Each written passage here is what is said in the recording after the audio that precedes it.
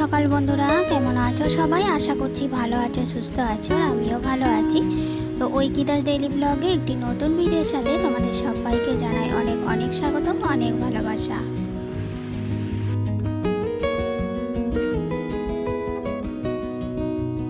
আজ হচ্ছে বুধবার, আর আজ তো স্পেশাল ডে জামাই ষষ্ঠী। তো জামাই ষষ্ঠীর দিনটা কিভাবে কাটাই সেটাই তোমাদের সাথে আজকে শেয়ার করব।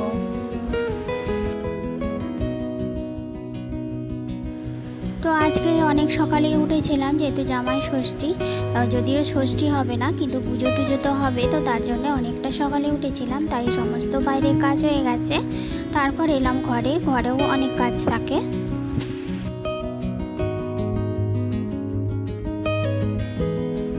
হয়তো অনেকেই ভাববে যে ছোট্ট ঘরে কি আর কাজ আছে। আসলে কি বলতো, ঘর মানে নিজের ঘর কিন্তু নিজের কাছে অনেকটাই প্রিয়। আর সেটা ছোট হোক, কাঁচা হোক, যেমনই হোক, আর ফার্নিচার যেমনই থাকুক, তো বিয়ের পর মেয়েদের কাছে নিজের রুমটা কিন্তু অনেকটাই শান্তির জায়গা।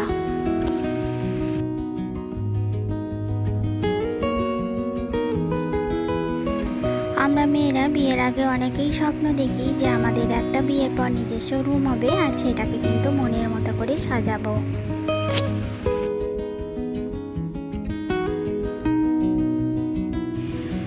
আমার ঘরটা যদিও ছোট, কুঁড়ে ঘর বললেই বলা চলে, কারণ মাথার ওপর তো ছাদ নেই, জানোই অনেকে, যারা আমার রোজ ব্লগ দেখো তারা জানো। তো সেটা ছোট হলেও কিন্তু অনেকটাই আমার কাছে শান্তির জায়গা। দেখবে যখন আমরা বাইরে কোথাও যাই তখন মনে হয় কতক্ষণে আমি ঘরে যাব, নিজের ঘরে গিয়ে আরাম করে একটু শুতে পাবো। আর এখন তো বিয়ের পরও মনে হয় বাপের বাড়ি গেলে যে না, নিজের ঘরটাই ভালো। ওখানে যেন এখন এই কয়েকদিন গিয়েছিলাম, যেন এখানকার থেকে ওখানে বেশি গরম লাগছে। ওখানে তো একতলার ছাদ, প্রচণ্ডই গরম। তো ওখানে গিয়ে মনে হচ্ছিলো নিজের ঘরে কত না শান্তিতে থাকি।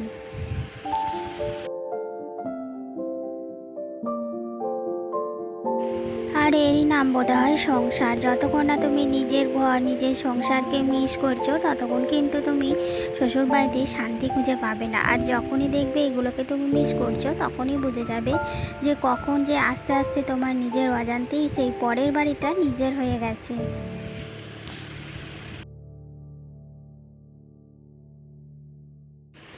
যাক, সকাল সকাল তোমাদেরকে অনেকটাই হয়তো জ্ঞান দিয়ে ফেললাম। তো সকালে দেখতেই পেলে ঘরে কত কিছু কাজ থাকে, কাজ যেন আর শেষ হয় না। কিন্তু ওই যে অন্যদিন রান্নার তাড়া থাকে, তো প্রতিদিন এগুলো আমি সকালে একসঙ্গে করতে পারি না, কোনো দিন হয়তো বেলাতেও করি। কিন্তু আজকে জামাই ষষ্ঠী, আর আমার তো দুদিন ধরেই উপোস চলছে। উপোস বলতে ভাত খাচ্ছি না, দুপুরে এই ফলাহার আর হচ্ছে যে মুড়ি, তো এই খাচ্ছি দুদিন ধরে। তো আজকেও সেটা করব। আর আজকে ষষ্ঠী বলে আমার জায়ের জামাই আছে, যদিও আমারও মানে ওইটাই আমিও ফোঁটা দিই ওই জামাইকে, কিন্তু সেই জামাইয়ের আবার অসহ্য হয়ে গেছে, যার জন্য আসতে পারবে না। তো তবুও আজকে বাড়িতে যা একটু চিকেন করছে, তো তার জন্য বললো তুমি তো ভাত খাবে না, তাহলে ছেলেটা আর আমার দেওর আমার কাছেই খেয়ে নেবে। তো তার জন্য আজকে আর রান্না বান্না নেই, তাই মন দিয়েই এই ঘরের কাজগুলো করলাম। তবে বেশিক্ষণ করতে পারলাম না, যেহেতু ষষ্ঠীর পুজো হবে, তো তার জন্যে ওইটুকু কাজ করি, স্নানটাও সেরে ফেললাম।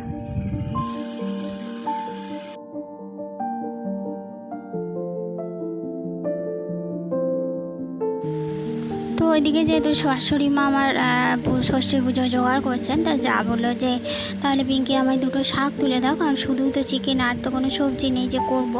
তাহলে সবার পাতে একটু সামান্য করে শাক ভাজা দেওয়া যাবে। আর এমনিতেই তো আমরা তিনজনা খাচ্ছি না, তাহলে অল্প করলেই হবে। তাই একবারে শাক তুলে যাকে একটুখানি বেছে ধুয়ে ঠিক করে দিলাম।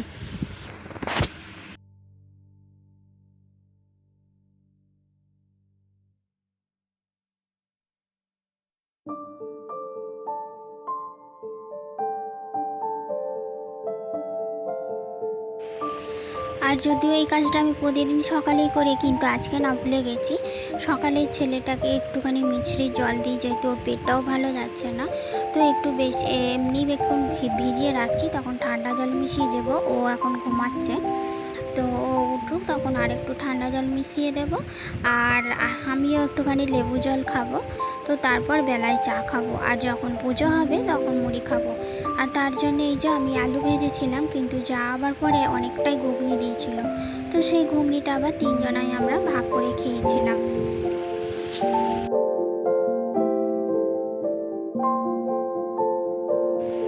তো আমি ভেবেছিলাম যে আমিও সন্ধ্যার দিকে একটু ঘুগনি করব মুড়ি খাবার জন্য, তো যা যেহেতু সকালেই করে নিয়েছি, আমি আর করলাম না।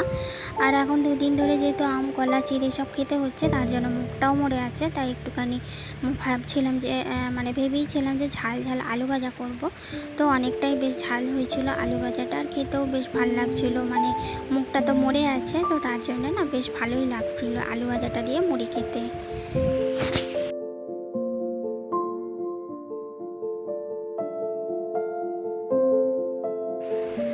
তো সকাল থেকে না চুলটা আঁচড়া বাড়ার সময় পাইনি, আর এর মাঝে কিন্তু পুজোও হয়ে গেছে, আর এদিকে সবাইকে ছেলেদের বাচ্চাদের আর কি ফোঁটাও দেওয়া হয়ে গেছে, ষষ্ঠীর ফোঁটা যাকে বলে।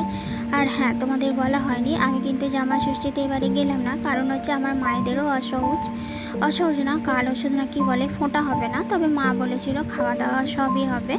আর এদিকে দেখো আমার শাশুড়ি যা সিঁদুর দইয়ের ফোঁটা দিয়ে মুখটা গরমে একবারে গলে গলে ফুটছে দিয়েছে ওরা। যাই হোক, তো মা বলেছিল যে তাহলে তোরা আয়, ফোঁটা নাইবা হলো, খাওয়া দাওয়া তো সবই হবে। তো আমার বোন গেছে, আমি কিন্তু গেলাম না, কারণ অনেকটাই দূর রাস্তা, তো রোদে গরমে এমনিতেই আমাদের দুজনেরই শরীর খুব একটা ভালো নেই, তো তার জন্য এবারে আর গেলাম না। আর কি জানো তো, 1 মাস পরই আবার ওখানে মেলা হবে, একটা পুজো হয় বাবা পঞ্চাননের, তো তখন যেতে হবে, তাই আর ইচ্ছা করলো না।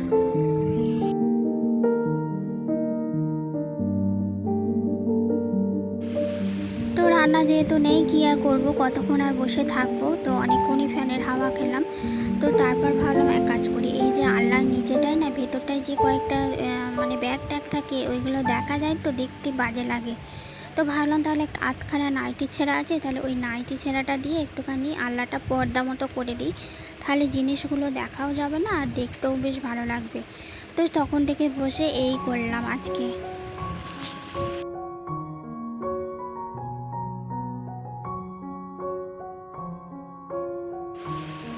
তো এইটা করতে কিন্তু অনেকটাই সময় লেগে গিয়েছিল।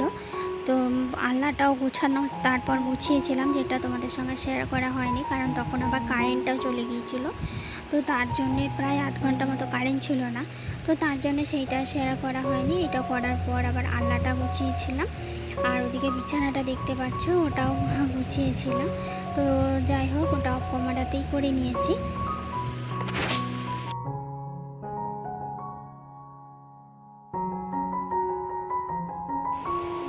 তো চলো, এদিকে বাজছে হচ্ছে 12:30, তো যার কাছ থেকে ভাত নিয়ে এলাম ছেলেটার জন্য, এই যে যা দিয়েছে শাক ভাজা, অল্প একটু মিষ্টি আর চিকেন, আর একটু হচ্ছে লেবু, তো ওকে খেতে দিয়ে দিলাম। তো তারপর আমার প্রচণ্ড গরম পড়ছিল, তো ওকে খেতে দিয়ে আমার হাজব্যান্ডকেও খেতে দিয়ে, না আমি খেতে দিইনি, যাই দিয়েছিল, তো ছেলেটাকে খেতে দিয়ে আমিও খেয়ে নিয়েছিলাম। তো তারপর আবার এই যে প্রতিদিন এখন এটাই রুটিন হয়ে গেছে, দিয়ে খাওয়া দাওয়ার পর একবার হচ্ছে যে স্নানটা সেরে নিই, তাহলে বেশ রিলিফ লাগে শোয়ার আগে।